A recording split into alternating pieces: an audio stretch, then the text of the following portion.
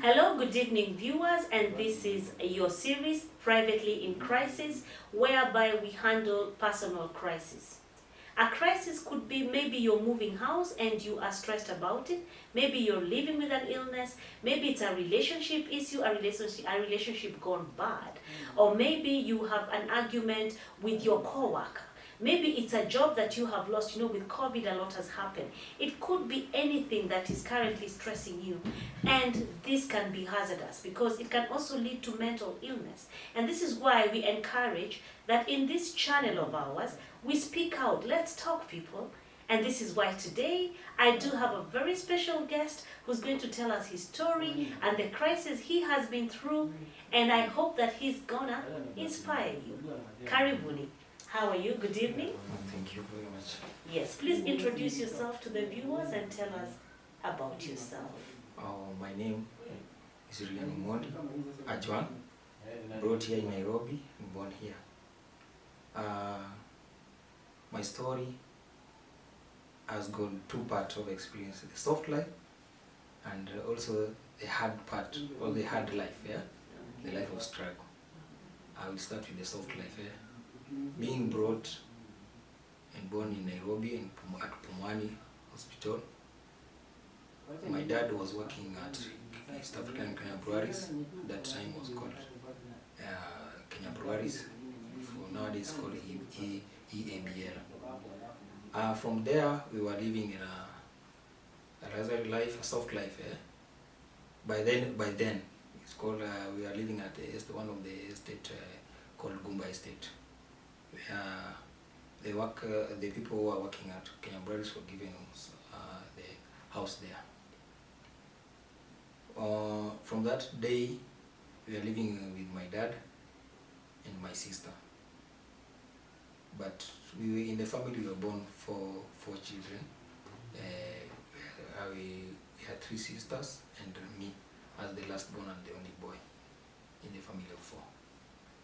Now, when you are living at Gumba Estate, I only see my sister.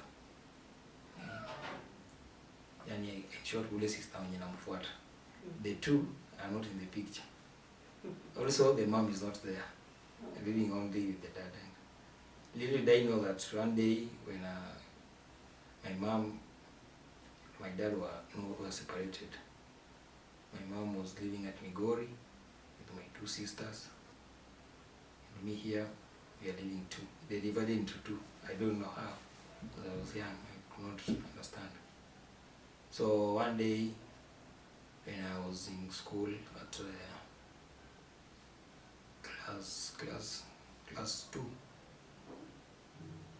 my mom came and took me very fast and we ran away, like he's running away. My dad was at work. Then I find myself at a place called Awendo. That's the place of my mom. Awendo. I grew at Awendo at some months. Then one day my dad also came and ran away with me. Now living the life of divided. You find yourself in this place and this place now. After that, back to Nairobi. My dad told me any day nobody will pick you at school. Expect me.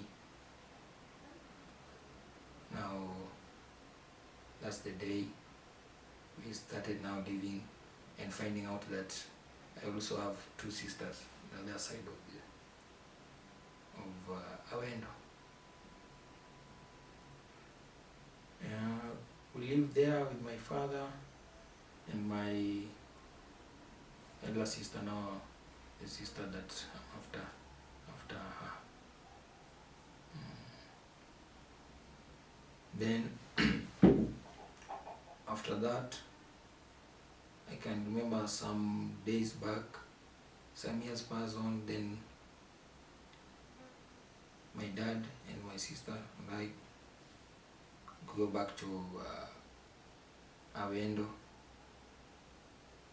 I don't but I found out that my mom was very ill, was admitted there.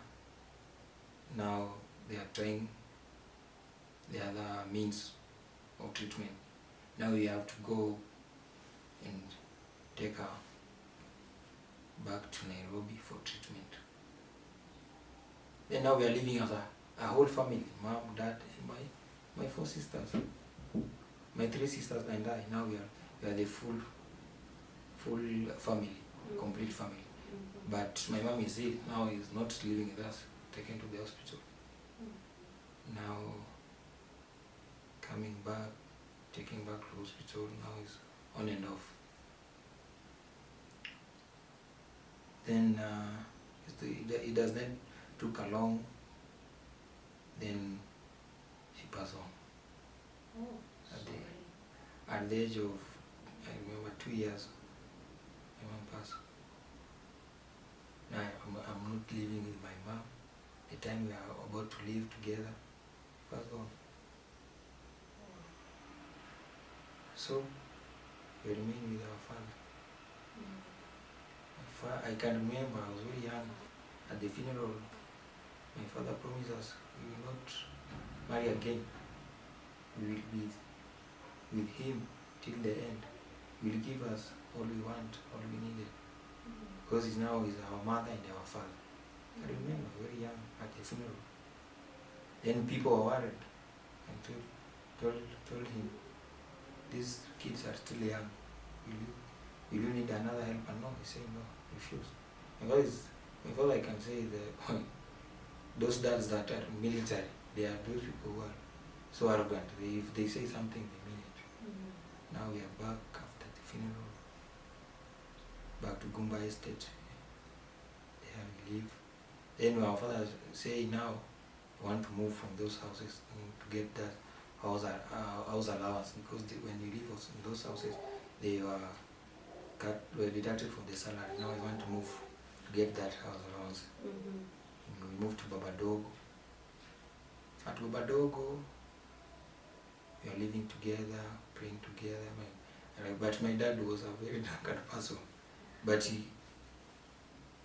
despite the drunkardness, he still pray for us and tell us, you remember, I promised that I'm your dad and I'm your mom. He said yes. But very strict, because he used to beat us thoroughly when you do any mistake. Yeah. He used to, when he get to work, or when he get out of work, he used to bring those cane. When people know that person, you know, today is yours. You know, today you will be caned. Yeah? Then, to Badogo, there we live. I can remember when I was almost going to now class 3. The illness came. I started to feel my body is not the same.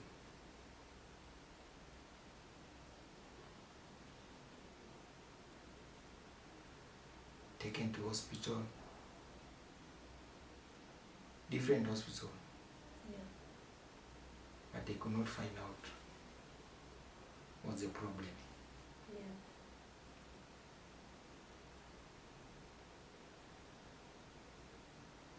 You just started feeling sick from nowhere. From nowhere. And it was serious such that you... Yes. Were you getting admitted at the hospital? When it got worse, where I could not even walk now, I was admitted at Kenyatta. You were in class... I was now going to class 3. Class 3. Because of the funeral, you know, in the Western people, you take a period of how many days, go back to school. Okay, so the illness, did it end, or that's a story for another day? Or did it affect your growing up, the moving house, being with your dad? Was the illness continuous? The illness was persistent. It continues, and then I got admitted at Kenyatta Hospital. Kenyatta Hospital did find the problem. I was there almost 2 years. Hospitalized for 2 years? Yes. Then I told my dad, no, I cannot be here. They don't know the problem, what I'm suffering. I could not work. Can I go back at home? Wow. Then I go back home. I was the one who insisted that there is no reason I'm being here. They try everything, they're not finding what is happening to me. No reason, because we are still spending a lot of money and no changes. Now we requested and the hospital say, okay, I was discharged. Oh dear, I'm so sorry about that. You lost your mother at an early age, and immediately after your mom's funeral, you're now staying with your father, you move house, then you're taken ill. So it shows that for a certain duration you didn't go to school. Yeah, cannot go to school. Now the education was my education life started to go wrong way, because you first suffering from illness, you've forgotten about everything now. First of all, you want to get healed. Yeah. Education now, you are not remembering anything. Oh dear, I'm really sorry about that. It must have been very, hurtful for a young child. So when you got out of hospital, or when you requested, there was, you saw there was no need. Yes. So you are quite an intelligent young man, Yeah. and you were able to notice that they are not able to find anything, and you said, Dad, can I go home?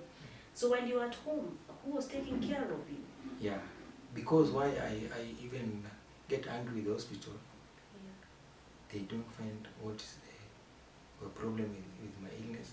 Now they are putting suggestions that my leg to be amputated, my both legs. Now, for me now to bought a wheelchair. Now I told myself,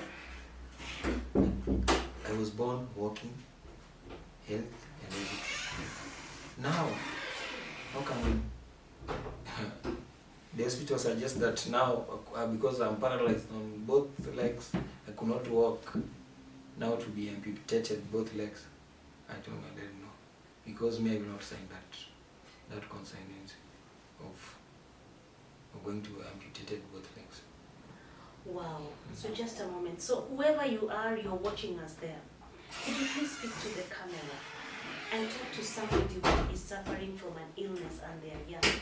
What would you like to tell them at this particular point, recalling your growing up with an illness and doctors pronouncing and confirming that you should be amputated, and you felt, no, this was not right? What would you tell somebody who is watching you and is suffering from an illness? What I can tell someone who is suffering from a known illness or the suffering you're going through, no matter what, first of all, believe. Be a strong believer. When you say something, believe and tell your God, I know and I believe that this thing will not happen to me. I was born like this. The changes that is taking place in me I will not accept. Talk to your God and believe, and God will deliver you. Wow. So actually your crisis, your personal crisis is this illness. And this is what you're here to talk about. Yeah. Because you suffered the illness in your growing up, and does it mean this illness went on and on until later in your life, and did it end, or what happened? After that, then we get back home after being discharged. Now, in life, when you are suffering, when you are going a lot of challenges or something that is disturbing yourself, people tend to look to alternatives and measures. You go everywhere. You are desperate. Even sometimes people forget that God exists. You say now, hii imeshinda Mungu. Now you start to look for aid. I told myself and my dad, we walk to places. People eat the money. People eat money. They told you, oh, I know this. You came, they try, they take money. I can remember even the prayer. Some people come and pray and they say, no, I want to charge. They pray, they know a prayer that you can pray for yourself. Somebody came and now they are charging for prayer. Prayer is free. Everyone can pray for him or herself. But now, the person came and now I want the money. He said when he came from his place just to pray, 1,000. Going back, 1,000. That was 2,000. Wow. I told my dad, now I see this thing is stressing us so much and I'm not working. What we will do? I do believe and pray that one day we'll find a solution to this. It must come to an end. How long were you unwell? For almost 3 years now. 2 years in the hospital, now another year. I'm not working. Just at home, doing everything. My sisters, they do for me. After school, they do everything there. Now my dad, I remember now our cousin came and live with us now. When my sisters are not around, he will support me. So you're saying that both your legs were paralyzed? Yes. So you couldn't do anything for yourself? Yes. I could not stand, even walk. And even so, they were doing everything for you? Like, Yes. Like taking you to the washroom? Yeah. You know the way we see when someone is admitted? Yes. You would go even to the loo in the bed. Yes. Then someone has to take care of the mattress, the beddings. Yes. But you could feed because from waist up. I could from up from upper side they are okay, but from down. Waist down was the problem. Yes. Wow. So now this crisis, how did you handle it? And at this point, ladies and gentlemen, I would like us to take a break. And when we come back, Reagan will be able to tell us how this illness affected him and how he turned his tests into a testimony. So don't go away. We'll be right back. Asante.